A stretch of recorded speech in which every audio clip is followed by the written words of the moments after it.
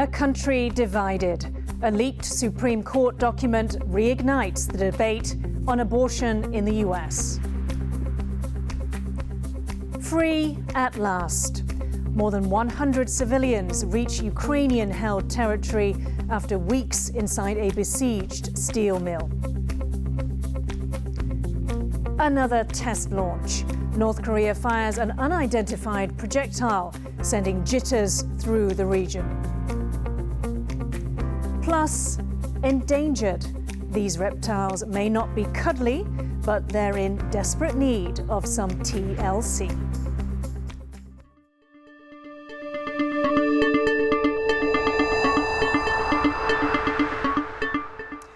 A warm welcome to TaiwanPlus News. I'm Yin Khvat. A leaked Supreme Court document has triggered a wave of protests across the United States on what is one of the country's more divisive issues, abortion. The document is a draft opinion that suggests the court could overturn the country's landmark Roe v. Wade decision, removing abortion rights for millions of women across the country. Bing Wang reports.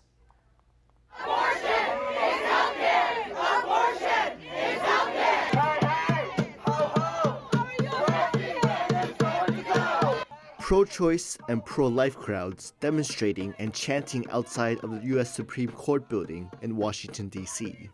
This comes after Politico leaked a document drafted by Justice Samuel Alito indicating the Supreme Court's possible decision to overturn Roe v. Wade, a landmark decision in 1973 that legalized a woman's right to have an abortion. It makes me sick. The idea that our rights as women, as uterus owners, can be taken away, that they can deny us rights over our bodies, it makes me shake to my core. I'm very passionate about being pro-life, and I'm just here as an observer to see what the attitude is like and kind of witness history, because this is a huge deal. While all signs point to the overturning of Roe v. Wade, it doesn't mean a flat-out ban on abortions. That will be left for each of the 50 states to decide for themselves. But a growing number of states have put forth draft laws to limit abortions. Those wanting an abortion where it is illegal would have to travel to another state where the service is provided. The decision was originally scheduled to be released in June, and it is rare for Supreme Court drafts to leak, leading many to wonder if the document is real. Hours after the leak, Supreme Court Chief Justice John Roberts released a statement confirming the authenticity of the document, but added it does not mean a final decision has been made. Roberts also said an investigation will be launched into the source of the leak.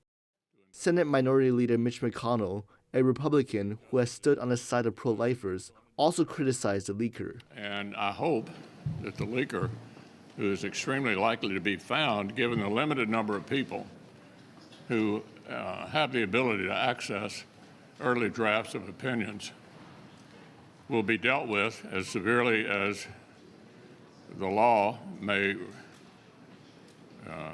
allow. U.S. President Joe Biden, a Democrat, lambasted the court's decision. He had promised to protect Roe v. Wade during his campaign. It concerns me a great deal that we're going to, after 50 years, decide a woman does not have a right to choose within the limits of the Supreme Court decision. And it would mean that every other decision relating to the notion of privacy is thrown into question. A 2021 poll by the Pew Research Center showed 59% of Americans support some sort of abortion rights, with 39% advocating for a ban. Abortion remains a divisive issue in the U.S., usually split along party lines. Despite the leak, Americans will have to wait until June for the official decision. Damon Lin and Bing Wang for TaiwanPlus. Taiwan is one of the most LGBTQ-friendly places in Asia. This month it will be 3 years since a landmark ruling that legalized same-sex marriage here. And to this day, Taiwan is the only country in Asia where it is legal. But activists say the country still has a long way to go for full equality. Human rights lawyer Victoria Xu spoke to our reporter Bing Wang about what Taiwan still needs to do. Taiwan is Asia's first country to legalize same-sex marriage. So it's a huge progress and a very great development. But still, there are a lot of things that we can be improved in the near future, like to allow same-sex couples to enjoy equal rights to adoption, and also for the equal access to the artificial technologies to have babies. After the legalization of same-sex marriage, our government has issued an administrative interpretation saying that according to relevant laws, that the marriage should be established according to both parties' national laws. Is there a significance of holding it on May 4th? The 24th May would be the 3-year anniversary that our parliament has passed the same-sex marriage law. So we would like to hold this conference in the very beginning of May to allow our government to respond to our request. So the situation is that since the onset of COVID-19 pandemic, a lot of transnational same-sex couples, they couldn't stay in Taiwan together because they are not spouse in the eye of Taiwanese government. So they will be forced to be separated, or they can only stay in Taiwan with study, work, or travel visas, which have a lot of limitations. So now we urge the Taiwanese government to respect the right to family reunification, because basically those transnational same-sex couples are family members, so they deserve to be treated like family members, and the government should do something to help them. Ukrainian officials are hoping there will be more evacuations from the bombed-out steel mill in Mariupol, the city's last pocket of resistance against Russian forces. So far, more than 100 civilians have been released from the plant and are now in relative safety in the country's southeast. Stash Butler reports. Safe at last. Buses carrying 156 people from the besieged city of Mariupol arrived in Ukrainian-controlled territory on Tuesday. Some had spent weeks underground, facing heavy shelling from Russian forces. Вы не понимаете, как это страшно, когда сидишь в бомбоубежище, в сыром мокром подвале, а он вот так подпрыгивает и вот так его качает. А потом мы, когда могли выходить на улицу, я солнце увидела второй раз за 2 месяца. The evacuees were sheltering in the tunnels under Mariupol's Azovstal steelworks, where Russian forces have resumed their siege. They're battling alongside separatists in Ukraine's east, looking to build a land bridge to Crimea in the south. This comes as the European Union prepares its 6th round of sanctions. It aims to cripple Russia's economy by striking at its heart, the energy sector. Because our goal is simple. We must break the Russian war machine, and I'm confident that the Council will imminently impose further sanctions, notably on Russian oil. For now, the Russian war machine rolls on, with thousands still trapped in the fighting. Those who've managed to flee their shattered homes now face the challenges of being refugees. Bill Kong and Stash Butler for TaiwanPlus. With Russia's invasion of Ukraine showing little sign of ending, the United States and its allies are stepping up military assistance for Kyiv. This includes a $33 billion package announced by President Joe Biden. $20 billion of that is reserved specifically for weapons systems. Our reporter Jaime Ocon spoke to John Spencer, an urban warfare expert at the Madison Policy Forum. He began by asking about the significance of the additional funding. So that amount of funding is a request to actually fund the Ukrainians for 5 months, up to 5 months. So based on the spending levels that we've seen, that's the level of spending. And it can include, it doesn't list what weapons, but it even includes being able to pay other countries for their gifts to Ukraine, such as tanks, artillery, armored personnel carriers that other countries are giving. And then the U.S. would then basically provide a replacement for that country's gift. But this is a game changer in my eyes because of that dollar amount and what it can do to fund almost anything and everything the Ukrainians need at this moment, from the longest reaching artillery weapon to even tanks. So going forward, how does this kind of change the defensive strategy, or maybe even shifting to an offensive strategy for Ukraine going forward? How does this shift Ukraine's balance in the war against Russia? Yeah, absolutely. So a lot of this funding will enable Ukraine to go on the offense in this phase of the war, right? So the war started off very defensively, like it should have been. And this new package will also include things like strengthening air defense capabilities, which is a vital part of both protecting your forces in Ukraine, the Ukrainians, but also going on the offense. Because if you move to attack, you have to have air coverage, but you also have to have this ability to reach out longer. And that's why, over 100 artillery pieces have been sent just in the last month and will continue to flow in. This will give the Ukrainians, who in this phase of the war have to both defend terrain, but also attack. Some people might call it a counterattack, attack Russians who are trying to move very rapidly to take a very small portion at this moment of Ukraine in the Donbass.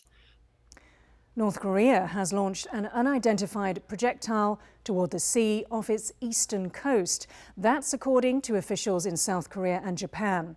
This would be Pyongyang's 14th major weapons test this year. It comes a week after North Korean leader Kim Jong-un spoke at a military parade, saying he would speed up the development of his country's nuclear forces. North Korea's launch comes as China and South Korea's special representatives for Korean Peninsula affairs met in Seoul. The Chinese envoy, Liu Xiaoming, met with South Korea's No Kyo-duk. They discussed rising tensions on the peninsula and North Korea's nuclear weapons program. Liu said China is committed to playing a positive role, but he said that Pyongyang and Washington hold the key to finding a resolution. North Korea has carried out a number of missile tests this year, and US and South Korean officials say Pyongyang may be getting ready for its first nuclear test since 2017. Taiwan on Wednesday announced over 28,000 domestic cases of COVID-19, yet another record high. With the rise in cases showing no sign of slowing, the government is working to relieve the burden on medical facilities and health workers. Drive-through PCR testing stations have been set up as hospitals struggle to keep up with demand. And the government is mulling whether to end the need for a PCR test at all in the coming weeks, meaning those who test positive with a rapid test will be treated as confirmed COVID cases. It comes after authorities announced quarantine for international arrivals will be shortened from 10 days to 7 days starting next week. The launch of Taiwan's first domestically produced space rocket was cancelled on Tuesday after it was first postponed due to bad weather. 那也确实就是真的有发现我们的火箭的航电飞行控制系统真的有出一点状况。那我们有尝试努力想要去排除它，但是其实最后状况还是发现我们没办法在这边有效的去做解决。 The rocket was set to launch on Wednesday morning for a test of its propellant, navigation and flight control systems. It was hoped to be an important step in Taiwan's push to develop its space industry. But team members from the Advanced Rocket Research Center say that flight control systems had been damaged by wind and rain and the problems could not be repaired on site. They will take the rocket back to the center's headquarters in the northern tech hub of Hsinchu to undergo maintenance. They said the earliest a new launch site could be approved would be the beginning of June. An extinct flower called the Aphrodite orchid is both the inspiration and the name of a joint production between a leading contemporary art team from Japan and 3 major Taiwanese opera troupes. After a difficult start, the production finally hit the stage last year to an enthusiastic response. Ken Ning has more. The Aphrodite orchid comes to life with some help from a group of opera performers. It's a collaboration between artists from Taiwan and Japan. a piece that's named after an actual flower that once only bloomed on a remote island off Taiwan's southeast coast, Orchid Island. The Aphrodite orchid was widely coveted until human greed caused it to disappear. 兰屿是它的原生地，那本来它是一个白兰幽静那么美妙的地方，可是为了这些人类的贪婪，就被采集殆尽。The Japanese director Miwa Yanagi has a deep love for Taiwan and has visited Orchid Island several times. Her sadness over how Taiwanese orchids have been treated inspired this work on how human greed hurts the environment. The production is a special one for Taiwan's three largest Taiwanese opera troupes, Minghua Yuan, Xiuqing, and Chunmei.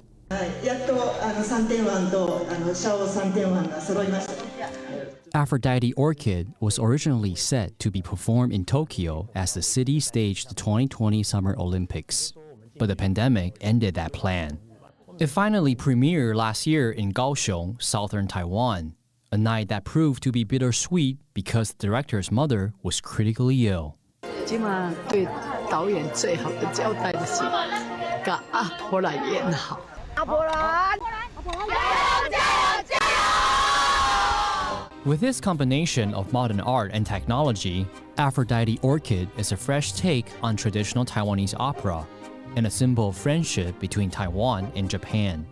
Now, the production is hoping to take the show on the road overseas to bring the message to an even wider audience. Kama Shi and Ken Ning for TaiwanPlus. Coming up, a look at the secrets behind a traditional technique that's been passed down for thousands of years. Details after the break.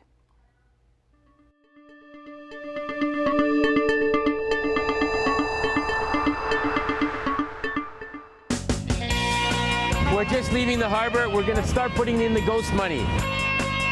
This is an offering to the ghost gods to make sure that we have a safe trip. We're now about 30 nautical miles off the coast of Taiwan. The waves are still pretty big. I'm not the most happy fisherman right now.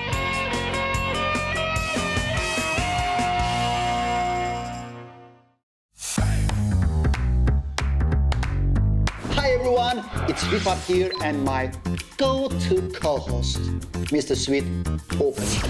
In this episode, we will teach you some very useful Mandarin phrases. 再见, it means goodbye. 再见, 再见. I'm ready to go the minute I see you. 不然我再买杯吗？哇，那就不好意思。 Time goes by so fast. Now it's time to say goodbye.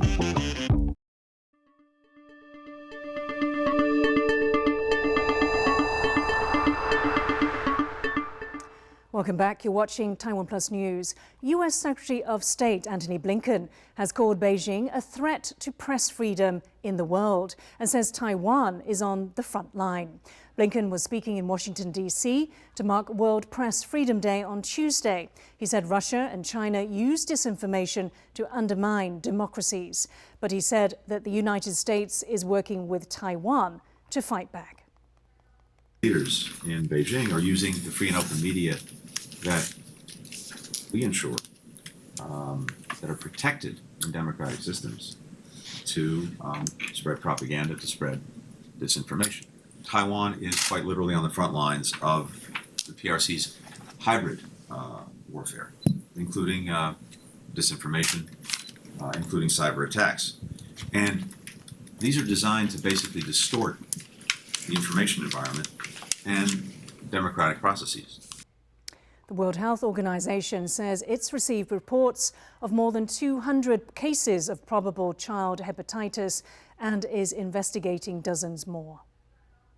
So as of May 1st, at least 228 probable cases were reported to WHO from 20 countries, with over 50 additional cases under investigation. And that cases have been reported from 4 of our 6 WHO regions. Health authorities around the world are investigating a mysterious increase in severe hepatitis or liver inflammation among young children. In Indonesia, 3 children have died. Their symptoms included vomiting, jaundice, seizures, and loss of consciousness. Taiwan is home to over 100 species of reptile, but about 20% of them are threatened. A similar proportion of reptile species are in danger around the world, according to a recent global survey. Eric Gao has the details. They may not be as cute and cuddly as mammals, but reptiles play a vital role in Earth's ecosystem. There are over 10,000 species in the world, but many are now on the brink of extinction. According to a study by the International Union for the Conservation of Nature, 1 in 5 reptile species are officially endangered. Reptiles represent a unique evolutionary heritage on the tree of life. And if all of those 20% of reptiles that are threatened today go extinct, we will lose accumulation of 15 billion years of evolution that's led to these fascinating creatures that we see around us today. The threatened species range from the famous Komodo dragon to this New Zealand native tuatara. This lizard-like animal is the last surviving member of its particular evolutionary branch. Species are declining at a rapid rate. Some estimates 10 times, 100 times, 1,000 times more than the background rate of extinction that normally happens on the planet. So we're at a really critical time in Earth's history. Between habitat destruction, hunting, and climate change, humans are the reason so many reptiles are threatened with extinction. But we may also be the solution. If we really put effort into preserving tropical forests and similar habitats, we get a real bang for our buck. We manage to conserve not just the birds and other things, but we're really conserving reptiles as well. Here in Taiwan, projects are underway to help endangered reptiles, like this new Taipei community that is safeguarding the yellow-margined box turtle. It's efforts like these that can help species on the brink from going extinct. Rick Yi and Eric Gao for TaiwanPlus. Chops, or seals engraved with the name of a person or company, are one of the few ancient tools that are still regularly used in Taiwan. They are often preferred over signatures. Today we visit a chop maker in New Taipei who's looking to keep his old craft relevant to modern life. 我叫吴启宪，今年虚岁是已经51岁了。那我从12岁开始刻印章。 到现在已经差不多有38年的时间了。刻印章一般在民间就是为了要做生意，要刻印章卖钱的。从早期我们都是用手工刻印，那因为有了机器以后，然后电脑发达，就慢慢的被取代了。然后到现在呢，民间的刻印章几乎都是电脑在刻的，传统的刻印章的师傅呢越来越少了，都被机器淘汰了。 那我是坚持要手工的，但是手工刻要跟电脑竞争，是时间上或是金钱价格上都是比较劣势，所以我们就要发展成篆刻艺术，把它工艺变成艺术化这样。我们现在篆刻称为金石篆刻啦。篆刻的意思就是用刀写字的意思。要知道这个文字，了解这个文字之前，我们就是要先学六书。 然后呢，要练书法，因为要知道笔画的起承转合。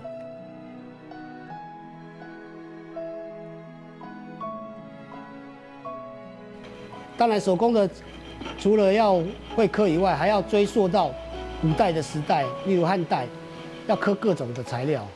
那这是我的人生的目标。我们民间一般的人在用印比较喜欢用木头章，因为木头章材料比较好取得。 那其实刻起来也相对的比较简单又耐用。石头、铜印、玉石、木头、牛角、象牙，大概我们可以看到的印章的种类大概就是这样。其实我们不知道刻出来详细是怎样，所以其实变化会比较大，会比较有意想不到的效果，也是一种直接创作。不然的话，篆刻都是过度的设计美术化也是当然是很好。 但是那种创作性就比较少一点。刻印章就叫金石篆刻，那金呢一般就是铜印，那石呢一般我们讲的叫做玉印。从汉朝以后，这个技术没落了，所以刻铜印、刻玉印的人就变少了，甚至师傅都就断层了。那后来呢，大概在元朝以后，又发展出一套叫文人篆刻。那最主要是刻寿山石。那寿山石是很软的石头，可以让这些手无缚鸡之力的文人啊，可以很简单的可以用刀子可以刻印章啊。那所以说印章又重新又流行起来。Christie's Geneva is set to sell off the biggest white diamond ever put up for auction. The 228-carat pear-shaped diamond called The Rock is roughly the size of a chicken egg. It is expected to fetch 20 to 30 million US dollars. The diamond was mined and polished in South Africa more than 2 decades ago. Also up for sale is the Red Cross diamond, a huge yellow diamond first auctioned for charity during the First World War. It's expected to sell for up to 10 million US dollars. Part of the proceeds will again go to the International Red Cross. Thank you for watching TaiwanPlus News. I'm Yin Khvat. Finally today, have a look at these incredible images. This is Parkour Project, free running through the Sydney Opera House. For more stories from Taiwan and around the world, please download the TaiwanPlus app. Stay safe and see you next time.